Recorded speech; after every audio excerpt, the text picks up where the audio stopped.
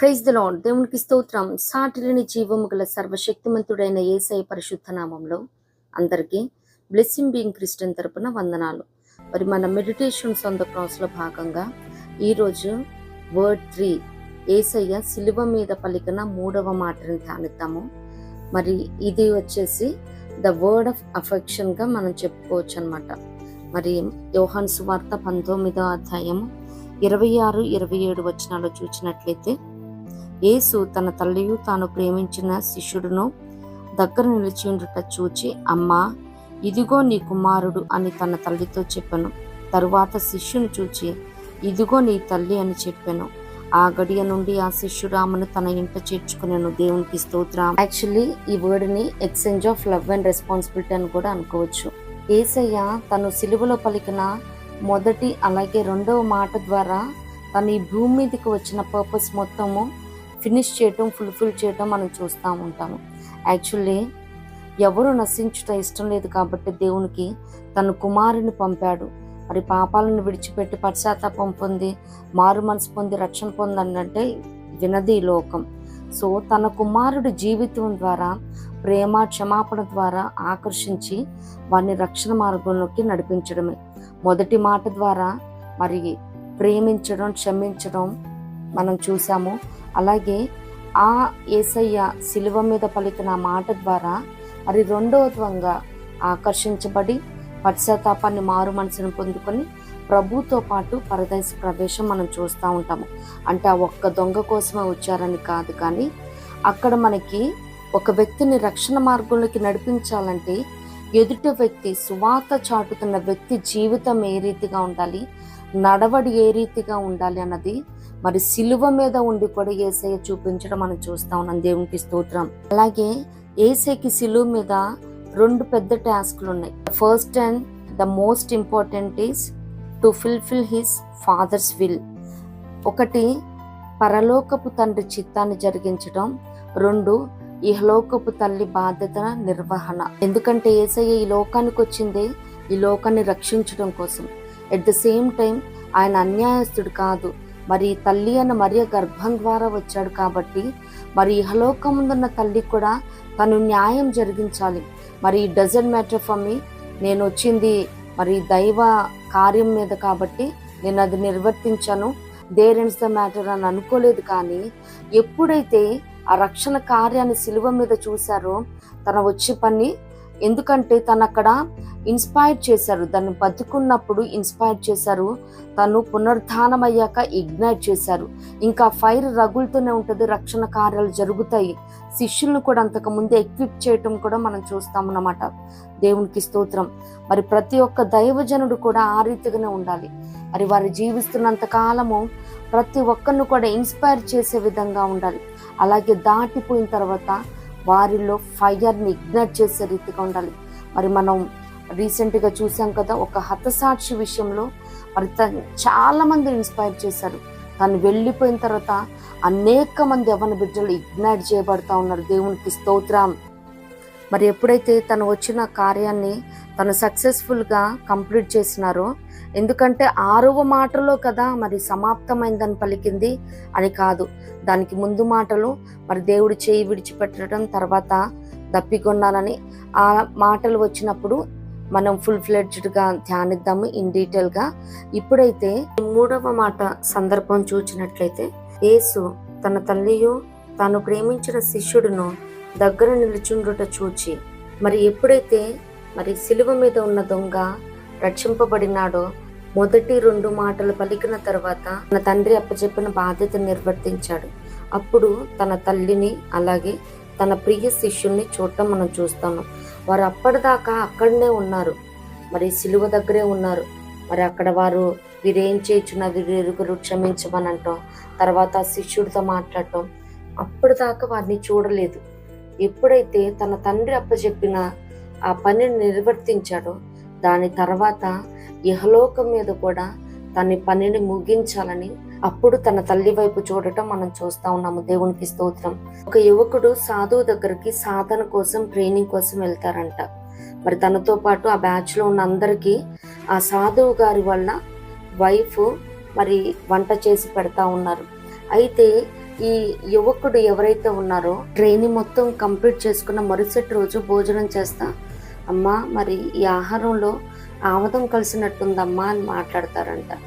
ఈరోజు కలపటం ఏంటయ్యా, మీరు ట్రైనింగ్కి వచ్చినప్పటి నుంచి నేను ఆహారంలో ఇది కలుపుతా ఉన్నాను.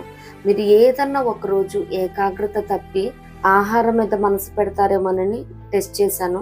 బట్ మీరు ట్రైనింగ్ మొత్తం కంప్లీట్ చేసుకున్న తర్వాత ఆహారాన్ని మనసుతో తింటా ఉన్నారు. అందుకని మీకు ఈ రోజు ఆముదం కలిపినట్టుంది. నేను రోజు నెయ్యి వేస్తుంది ఆముదమే వేశాను అని చెప్పారంట. అంటే ట్రైనింగ్ ఉన్నన్ని రోజులు ఆ సాధనలో ఆ ఏకాగ్రత మొత్తం ఏదైతే ట్రైనింగ్ ఉన్నదో దాని మీదే పెట్టారు. వన్స్ దట్ ఈస్ ఫినిష్డ్, ఎప్పుడైతే ట్రైనింగ్ అయిపోయిందో అప్పుడు ఆహారం తను ఏం తింటున్నారు అన్నది అప్పుడు గ్రహించారు. అలాగే యేసయ్య కూడా మరి తను వచ్చిన బాధ్యత ఏదైతే ఉందో తండ్రి అప్పచెప్పిన చిత్తాన్ని నిర్వర్తించిన తర్వాత ఇహలోకముందున్న తల్లి పట్ల కూడా తను బాధ్యత నిర్వర్తించడం మనం చూస్తూ ఉంటాం. అంత మాత్రమే కాదు కానీ మరి యేసయ్య చాలా కష్టకాలంలో ఉన్నారు. ఆ టైంలో మనల్ని ప్రేమించేవారు, మనం ప్రేమించేవారు దగ్గరగా ఉంటే మరి అది పెద్ద రిలీఫ్గా ఉంటుంది. ఈ 3వ మాట ద్వారా మనం చాలా నేర్చుకోవచ్చు అనమాట. ఎందుకంటే సేవ పేరుతో చాలామంది కుటుంబాన్ని పట్టించుకోకుండా వివాహమైన తర్వాత కూడా తల్లిదండ్రులను నిర్లక్ష్య పెట్టడం చూస్తూ ఉన్నాము. అంటే మాకు ఫ్యామిలీ ఉంది, మాకు బాధ్యతలు ఉన్నాయి అని చెప్పి దాటవేస్తూ ఉంటారు. కానీ వారి బతుకున్నంతకాలం తల్లిదండ్రులను బాధ్యతగా చూసుకోవాలి. వారు లేకపోయినా చూడలేకపోయినా కానీ సెకండరీ ఆప్షన్ కూడా వారికి ప్రొవైడ్ చేయాలి. ఆ భర్తీని వారు ఆ లోటుని పూడ్చాలి. యేసయ్య చేసిందదే. మరలా తన తండ్రి వద్దకు వెళ్తాడు కాబట్టి ఇక్కడ తల్లిని చూసుకోవటం కోసం మరి శిష్యుడైన యోహానికి అప్పచెప్పడం మనం చూస్తూ ఉన్నాం. యేసయ్య లోక రక్షణార్థమే వచ్చిన మరి దేవుని కుమారుడే ఇంత బాధ్యతగా ఉంటే మరి మనుషులు మనమెంత బాధ్యతగా ఉండాలి తల్లిదండ్రుల పక్షంగా. మరి యాక్చువల్లీ ఇది యేసయ్య మదర్స్ డే మెసేజ్ మనకు చెప్తున్నట్టే ఈ 3వ మాట ద్వారా. అంటే అమ్మ కుమారుడు అనే మాటల్ని ధ్యానిద్దాము. ఇదేదో నిజంగానే మదర్స్ డే మెసేజ్ లాగా ఉందని కాదు, కానీ యేసయ్య సిలువ మీద పలికిన ఆ చివరి మాటలు చాలా ప్రాముఖ్యమైనవి. మన జీవితానికి సరిపడా భౌతికంగా ఆధ్యాత్మికంగా అనేకమైన పాఠాలను ఈ 7 మాటల ద్వారా మనం నేర్చుకోవచ్చు. దేవునికి స్తోత్రం. మరి యేసయ్య తల్లి మరియకి జ్యేష్ఠ కుమారుడు. మరి తండ్రి తదనంతరం ఇంటి బాధ్యతలను చూసుకున్నాడు, వారికి లోబడి ఉన్నాడు. తర్వాత 30 ఏట మరి అప్పటికే సహోదరులు వారు ఎక్కి రావటం, చేతికి అదునుగా ఉండటం, అప్పుడు సువార్త కోసం బయటికి రావటం చూస్తూ ఉంటాం అనమాట. తను అన్ని ప్రొవైడ్ చేసిన తర్వాతే ఇహలోకమందున్న తల్లికి సువార్తకి రావటం మనం చూస్తూ ఉన్నాము. అలాగే మొత్తంగా యేసయ్య అమ్మ అని 7 సార్లు పిలవటం మనం చూస్తూ ఉన్నాం. 6 సార్లు పునరుత్థానానికి ముందు, మరి ఒకసారి పునరుత్థానం తర్వాత యేసయ్య పిలిచిన అమ్మ అనే మాట ఇంగ్లీష్ బైబిల్లో ఉమెన్ అని ఉంటుంది.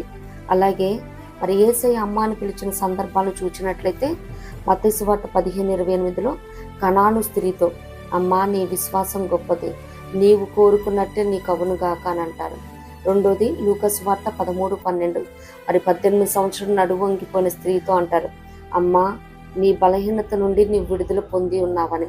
మూడోది యోహాను సువార్త 2వ అధ్యాయము 4వ వచనం తల్లి మరియతో కానా పెళ్లిలో అమ్మా నాతో నీకేం పని అని. 4వది యోహాను సువార్త 4:21 సమరయ స్త్రీతో అమ్మా ఒక కాలము వచ్చుచున్నదని. 5వ మాట యోహాను సువార్త 8:10 వ్యభిచారంలో పట్టబడిన స్త్రీతో అమ్మా వారు ఎక్కడ ఉన్నారు అని.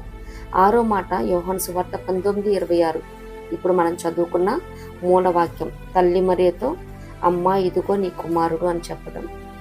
7వది పునరుద్ధానం తర్వాత మగ్దలేని మరియతో అమ్మా ఎందుకు ఏడ్చుచున్నావని.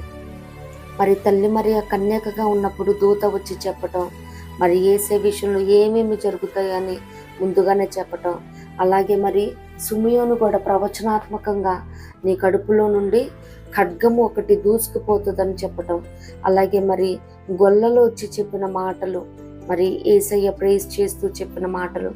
మరి అంత మాత్రమే కాదు, యేసయ్య 12 సంవత్సరాలప్పుడు మరి యెరూషలేంలో అక్కడ 3 days సమాజ మందిరంలో మరి వాడిని క్వశ్చన్స్ చేస్తూ ఆన్సర్ చేస్తూ డిబేట్స్ చేస్తూ ఉన్నప్పుడు మరి తల్లిదండ్రులు ఇద్దరు వెనక్కి వెతుక్కుంటూ వచ్చి నువ్వెందుకు ఇలా చేసావని అక్కడ దుఃఖపడటం మనం చూస్తా ఉన్నాం. మరి అప్పుడు యేసయ్య ఏమంటారు, మీరు నన్ను ఎందుకు వెతుకుచున్నారు, నేను నా తండ్రి పని మీద ఉన్నారని మీకు తెలియదా అని అక్కడ మాట్లాడటం, మరలా వచ్చి వారి తల్లిదండ్రులకు లోబడి జీవించడం మనం చూస్తాం. అలాగే మరొక సందర్భంలో ఒకరు చూసినట్లయితే మరి యేసయ్య సువార్త యాత్రలో పరిచర్లో ఉన్నప్పుడు మరి తన సహోదరుని తీసుకొని మరి యేసయ్య దగ్గరికి వెళ్ళటం, అక్కడ మరి నీ తల్లియు నీ సహోదరులు వచ్చారు నిన్ను చూడటానికి, వెలుపల వెయిట్ చేస్తున్నారని చెప్పినప్పుడు కూడా ఎవ్వరు నా తల్లి నా సహోదరులు, దేవుని వాక్యం విని దాని ప్రకారం జరిగించేవాడి నా తల్లియు నా సహోదరుని చెప్పడం మనం చూస్తూ ఉంటాం. నిజంగా తల్లి హృదయం ఎంత హర్ట్ అయి ఉంటుందో కదా. మరి దూత ముందే చెప్పింది కాబట్టి మరి ఎంత నా కొడుకు కాదు అని పెంచుతున్నప్పటికీ పేగుబంధం, రక్త సంబంధం లేకపోయినా పేగుబంధం ఉంది. పెంచిన ప్రేమ ఇంకా అధికమైనది కన్న ప్రేమ కంటే. మరి బిడ్డను పెంచింది కాబట్టి అందరూ మరి ప్రవచనాలు ఉన్నాయి అన్నీ ఉన్నప్పటికీ పేగుబంధం కాబట్టి ప్రేమను పెంచుకుంటా ఉన్నది. యేసయ్య మాత్రం చాలా బ్యాలెన్స్డ్గా అప్పటికప్పుడే కఠినంగా మాట్లాడటం, ఎందుకు నా కోసం ఎదుగుతున్నారు, నేను నా తండ్రి పనిలో ఉన్నాను అని అన్నా మళ్ళీ వెంటనే అమ్మో ఇహలోకమందున్న తల్లిదండ్రులను కూడా ఎంతవరకు బాధ్యత తీర్చాలో అంతవరకు తీర్చారు. మళ్ళీ వెంటనే ఇమీడియట్గా ఇంటికి రావటం, వారికి లోబడి అక్కడే జీవించడం మనం చూస్తూ ఉన్నాం. అలాగే మరి ద్రాక్షరసం అయిపోయినప్పుడు కూడా మరి తల్లి వచ్చి చెప్తే అమ్మ నాతో నీకేం పని, నా సమయం ఇంకా రాలేదని చెప్పారు. అట్ ద సేమ్ టైం అక్కడ అద్భుతాన్ని కూడా చేయటం చూస్తూ ఉన్నాము. ఎందుకంటే యేసయ్య కూడా ఈ లోకంలో మానవ రూపిగా వచ్చాడు కదండి. మరి తల్లి చూపిస్తున్న ప్రేమకి ఎక్కడ మళ్ళీ ఆకర్షితుడయ్యి మరి ఇంకా తను కూడా ప్రేమగా చూస్తే, ప్రేమగా మాట్లాడితే తల్లి ఇంకా ప్రేమను పెంచుకుంటుందో అని మరి తను దూరం అవుతాడు కొన్ని సంవత్సరాల్లో, కొన్ని రోజుల్లో. మరి అటువంటిది తల్లి ప్రేమను పెంచుకుంటే కన్నపేగి ఎట్లా తట్టుకోగలుగుతుంది? తన తల్లి కళ్ళ ముందే మరి అట్లా హింసలు పెట్టి ఏ తల్లి ఊరుకుంటుందండి? మన బిడ్డలకి చిన్న ఎదురు దెబ్బ తగిలితేనే అల్లల్లాడిపోతుంది తల్లి ప్రాణం.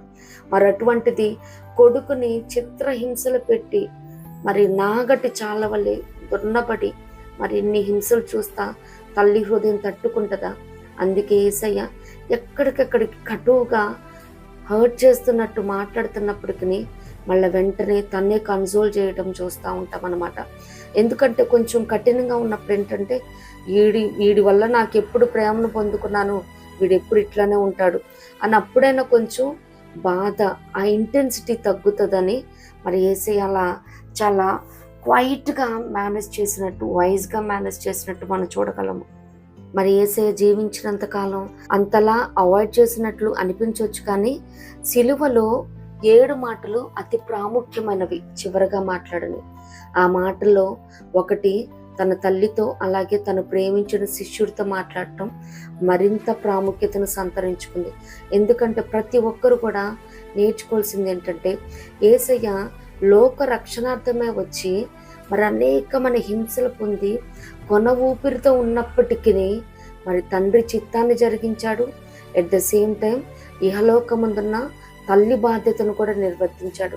మరి సేవకులు, పరిచరులు ఎవరైతే ముందుకు నమ్మకంగా కొనసాగించబడతా ఉన్నారో, అలాగే ఎవరైతే తల్లిదండ్రులను అవాయిడ్ చేస్తూ ఉన్నారో వారు యేసయ్యని చూసి నేర్చుకోవాల్సింది ఒకటే, మా పరిస్థితులే బాగోలేదు, మాకే అరకొరగా ఉంది, ఈ తల్లిదండ్రుల భారం మేము మోయలేము. ఎందుకంటే బాధ్యతను కూడా, ఆ ప్రేమను కూడా భారం అనుకునే వాళ్ళు చాలా మంది ఉన్నారు. క్రైస్తవులు అందున్న దైవజనులు కూడా ఈ రీతిగా ఉంటా ఉన్నారు. ఎందుకంటే స్వార్థ ప్రియులు ఉంటారని, అంత్య దినాలలో, అపాయకరమైన దినాలలో మరి స్వార్థంగా ఎవరు ఉండకూడదు.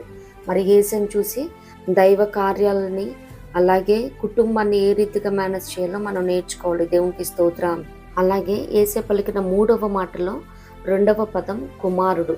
అంటే కుమారుడు తన తల్లిని, పేరెంట్స్ని ఎలా చూడాలి, చూడకపోతే శాపాలు, చూస్తే ఆశీర్వాదాలు ధ్యానితాము.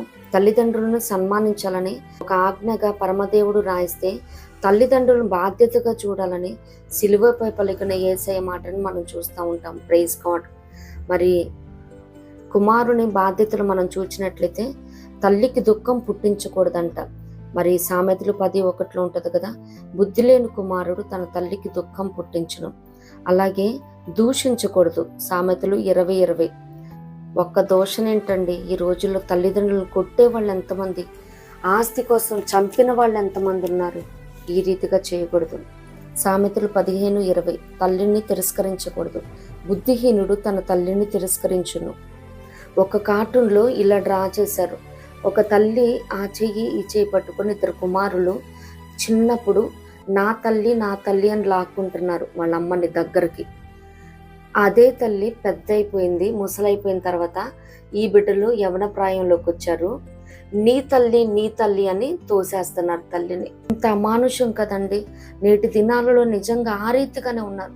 ఒక మనిషిని నువ్వు వద్దు అని తిరస్కరిస్తే how painful that will be. ఎంత పెయిన్ ఉంటుందండి. దానికంటే మరణం మేలు అనుకుంటారు.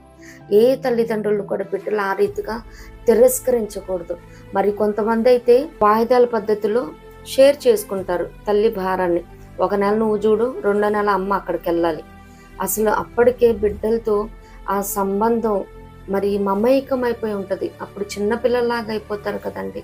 ఇవేం పట్టవు. వారి ఎమోషన్స్తో వారికి సంబంధమే లేదన్నట్టు బిహేవ్ చేస్తూ ఉంటారు కొంతమంది. మరి ఎంతమంది పిల్లలు ఉంటే అంతమంది నెల మార్చుకుంటూ ఉంటారు. కొంతమంది అడ్వాన్స్, ఒకళ్ళ అమ్మని చూస్తే ఒకళ్ళ నాన్న చూస్తారంట. ఆ వయసులో ఆ వృద్ధాప్యంలో తల్లిదండ్రులను విడదీస్తారండి ఎవరన్నా. ఆ రీతిగా ఎవరు ఉండకూడదు. తల్లిదండ్రుల మాట వినాలి. సామెతలు 30:17. అలాగే తల్లిని తరిమి వేయకూడదు. సామెతలు 19:26. మరి ఆర్ఫనేజ్లు కానీ ఓల్డేజ్ హోమ్లు కానీ పంపించేస్తూ ఉంటారు. అనాథల్లాగా వారు ఇంకా అక్కడ పడి ఉండటమే అనమాట. ఈ రీతిగా ఎవ్వరూ ఉండొద్దండి. అలాగే సామెతలు 25:32లో మరి తల్లిని తన ముదిమి యందు ఆమెను నిర్లక్ష్య పెట్టకూడదు. అంటే వృద్ధాప్యంలో వారిని ఏమాత్రం నిర్లక్ష్య పెట్టకూడదు. ఆవు పాలిచ్చినంత వరకే దానికి గడ్డేస్తారు, అన్నీ చూస్తారు, తర్వాత దాన్ని వధించడానికి ఇచ్చేస్తారు. మరి అలాగే తల్లి కూడా ఆరోగ్యంతో ఆయుష్కాలంతో ఉన్నప్పుడు తల్లిని వారికి అన్ని చేసి పెట్టడానికి, మనవ సంతాన్ని చేపట్టడానికి ఉపయోగించుకుంటారు. వన్స్ తనలో ఎప్పుడైతే ఆరోగ్యం క్షీణించి వృద్ధాప్యానికి చేరువవుతుందో ఇంకా అప్పటి నుంచి స్టార్ట్ అవుతుంది అనమాట తల్లిని హెరాస్ చేయటం. మరి తనంతట తనే పారిపోయేటట్టు కూడా చేసేవాళ్ళు అనేక మంది ఉన్నారు. ఈ రీతిగా ఎవ్వరు కూడా నిర్లక్ష్య పెట్టకూడదు తల్లిదండ్రుల్ని. వారికి కావాల్సిన మెడికేషన్ ఏంటో, మరి వారి మంచి చెడ్డలు, వారి మరి తినక ప్రయోజకులను చేసి చదువుల కోసం ఉద్యోగాల కోసం కష్టపడి ఉంటారు. తల్లిదండ్రుల్ని ఎవ్వరూ కూడా వృద్ధాప్యంలో నిర్లక్ష్య పెట్టకూడదు. సామెతలు 23:28. నిన్ను కన్నిన నీ తల్లిని ఆనందపరచవలెను. వారు సంతోషంగా ఉండటానికి spend some time with them, have fun with them. వారితో కొంచెం కాలక్షేపం చేయండి. ఎప్పుడు ఉండే బిజీ స్కెడ్యూల్స్ ఎప్పుడు ఉంటూనే ఉంటాయి. ఈరోజు జరిగింది రేపు జరుగుతూ ఉంటుంది, కానీ అవి మెమొరీస్గా తల్లిదండ్రులకు ఉంటాయి. నిశ్చయంగా ప్రతి ఒక్కరు కూడా తల్లిదండ్రులను ఆనందపరచాలి. నిర్గమాకాండం 20:12. తల్లిదండ్రులను సన్మానించాలి. శాల్వాలేసి పూలగుచ్చాలు ఇవ్వటం కాదు కానీ, అలాగే చచ్చిపోయిన తర్వాత పెద్ద పెద్ద సమాధులు కట్టడం కాదు కానీ, బతుకున్నప్పుడే వారికి 3 పూటల కడుపు నిండా అన్నం పెట్టి మనసారా మాట్లాడితే చాలు. లేవికాండం 19:3. తల్లిదండ్రులకి భయపడాలి. భయపెడుతున్న దినాలలో ఉన్నాం. తల్లిదండ్రుల్ని పిల్లలే భయపెడుతున్నారు. 2 తిమోతి 3:2. తల్లిదండ్రులకు అవిధేయులుగా ఉండకూడదు. మరి ఇస్సాకు గారు మరి తండ్రి అయిన అబ్రహాం గారికి ఏ రీతిగా విధేయత కలిగి ఉన్నాడో ఆ రీతిగా ప్రతి ఒక్కరు ఉండాలి. అలాగే తల్లిదండ్రులను చూడకపోతే నిర్లక్ష్యపడితే శాపాలు. సామెతలు 20:20లో తల్లినైనను తండ్రినైనను దూషించువాని దీపము కారు చీకటిలో ఆరిపోను. అసలే చీకటి, ఉన్న దీపం కూడా ఆరిపోయిందంటే అసలే ఉన్న శ్రమల్లో, శోధనలో, ఇబ్బందుల్లో పరిస్థితి ఇంకాస్త కాంప్లికేట్ అవుతుంది. 2వది, తల్లి మాట వినని వాని కన్ను లోయ కాకులు పీకును, పక్షిరాజు పిల్లలు వాటిని తినును. సామెతలు 30:17. డబల్ ధమాకా. ఎవరైతే తల్లిదండ్రులను చూడరో, పట్టించుకోరో వారు శ్రమ మీద శ్రమ, శోధన వెంబడి శోధన అని. అలాగే లేవియాకాండం 20:9. తల్లిని దూషిస్తే మరణశిక్ష అంట. వీళ్ళే తల్లిదండ్రులను చంపేస్తున్నారు కదండి. ద్వితీయోపదేశకాండం 27:16.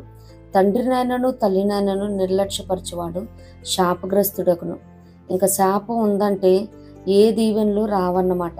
బాటిల్కి క్యాప్ క్లోజ్ అయి ఉన్నప్పుడు మనం ఎన్ని వాటర్ పోస్తున్నప్పటికీ అవి మొత్తం బయటే పోతే తప్పించి ఆ బాటిల్లోకి వెళ్ళవు. Until unless the curse is being cancelled then only blessings will start pouring. Praise God. శాపం కొట్టివేయబడిన తర్వాతనే ఆశీర్వాదాలు వస్తాయి. దేవునికి స్తోత్రం. అలాగే తల్లిదండ్రులను చూస్తే వచ్చే దీవెనలు. నిర్గమాకాండం 20:12 దీర్ఘాయుషు. ద్వితీయోపదేశకాండం 5:16 క్షేమం కలుగుతుంది. మరి క్షేమం కోసం, దీర్ఘాయుష్ కోసం ఎన్నో మరి టిప్స్ ఫాలో అవుతూ లైఫ్ స్టైల్ మార్చుకుంటూ మరి అనేక మంది ఫాలో అవుతూ ఉంటారు. మరి వాళ్ళని కలిసి ఆ కన్సల్టెంట్ ఈ కన్సల్టెంట్ అండి ఎన్ని చేసినా కానీ మరి దేవుడు ఏదైతే ఆజ్ఞ ఇచ్చి ఉన్నాడో నీవు దీర్ఘాయుష్మంతుడగినట్లు నీ తండ్రిని నీ తల్లిని సన్మానించము. వారి ముదిమి యందు వారిని మనం నిర్లక్ష్యం చేయకుండా వారికి భయపడి వారికి లోబడి వారిని ఆనందపరిచి వారిని దుఃఖపరచకుండా ఉన్నప్పుడు దేవుడు దీర్ఘాయుష్నిస్తాడు, క్షేమాన్ని విస్తరింపజేస్తాడు. దేవునికి స్తోత్రం. మరి కుమారుని బాధ్యతలన్నీ మరి ఇన్ని మనం లేఖనాన్ని చూసాము. అధిక భాగం మరి సామెతల గ్రంథం నుంచే చూసాము. ఆ సామెతలో రాసింది మరి జ్ఞాని అయిన రాజైన సొలొమోను గారు. మరి ఆ రాజు తన తల్లిని ఎలా చూసుకున్నారో మరి ఒక లేఖనాన్ని మనం ధ్యానిద్దాం.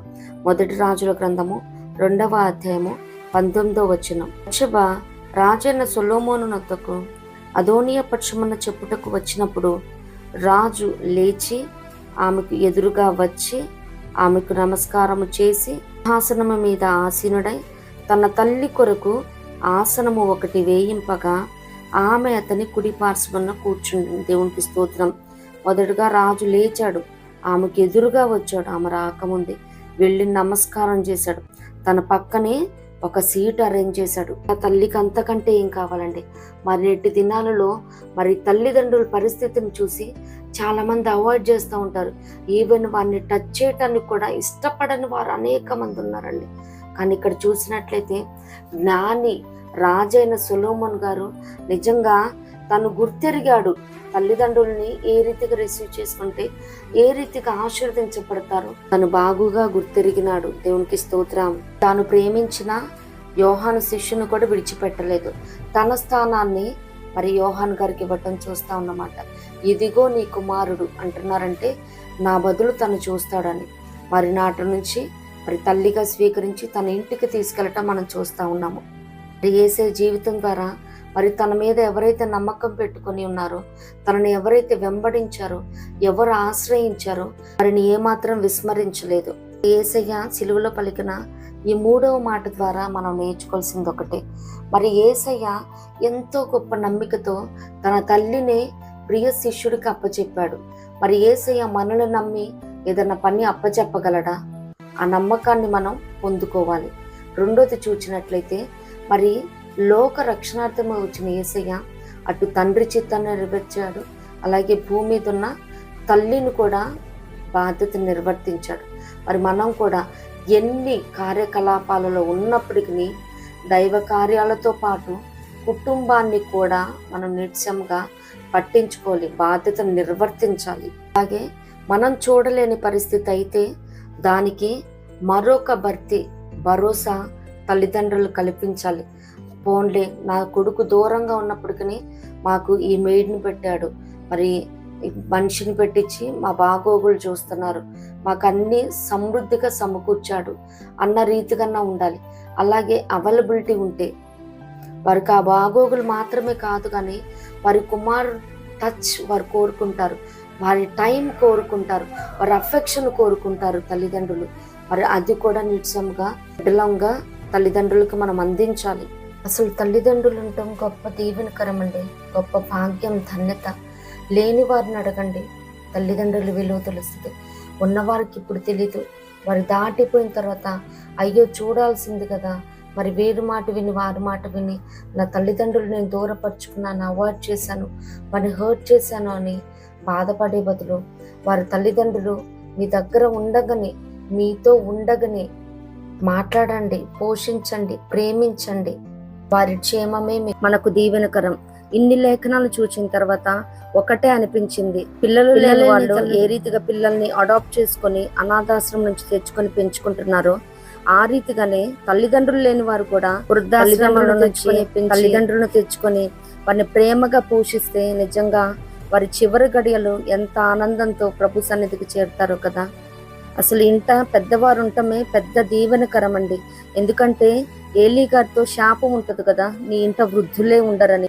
మనం చిన్నప్పుడు మన తల్లిదండ్రులు మనకి ఏ రీతిగా పరిచర్య చేశారో, వారు వృద్ధాప్యంలో ఉన్నప్పుడు మనం వారిని కూడా చంటి పిల్లలా చూసుకుందాం.